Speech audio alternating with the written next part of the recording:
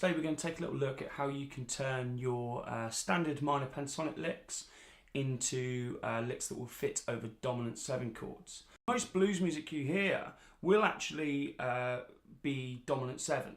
Okay. Now if you play a minor pentatonic lick over this, a lot of the notes will sound fine. But there's one note in particular that will sound awful, and that is the minor third. Now this chord, the dominant 7, has a major third, which is this one here, the 6th fret on the G string. Now you'll know from in the key of A, if you play the minor pentatonic,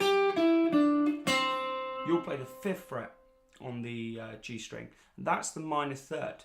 So what these licks are going to show you is just a few easy ways how you can play what would be a minor pentatonic lick, something like this, and make it into a lick that would work over a dominant 7 chord.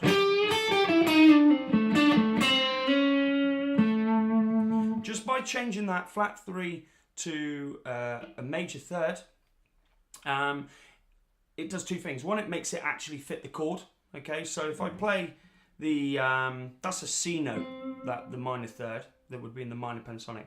If I play that over this dominant 7 chord, you can hear how it clashes. But if you bring it up, it resolves. That's a C note moving up to a C sharp. It's the same as there. And that's all we need to do. And that actually becomes like another bluesy sounding note, similar to, if you've seen it in another lesson I did, talking about using the flat 5 interval. It does a similar thing with this. By changing the flat 3 to a 3, you get another bluesy tone.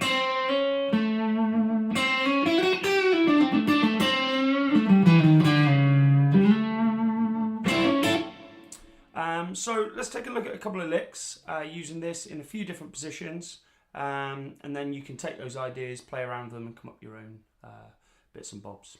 So the first one.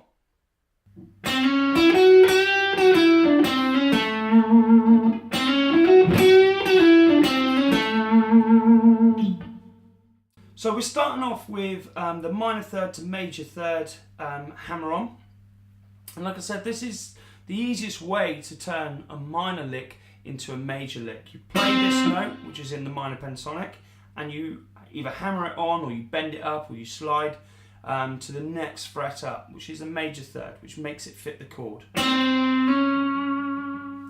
then going to come up to the next string, so we've gone 5 to 6 on the G string, and then come to the B. We're going to play 5, 7. So this is a new note. This note isn't in the minor pentatonic. In the minor pentatonic, you would go 5, 8. That 8th fret note is absolutely fine. It's a good note. It's the flat 7, which is contained within the chord. So that's a great note. This one's known as the 6th. Okay, so the 6th note of the major scale. It's a good note to add in, and we can use it for semitone bends to bring us up to this flat 7 note. So we're going to go. Bring it back down. 7, 5.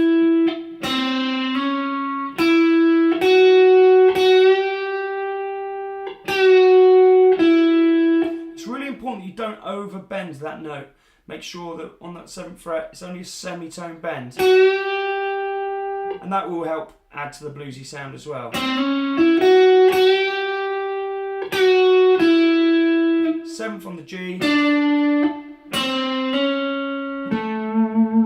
then we've got that 5 to 6 hammer on the G again, land on the A note.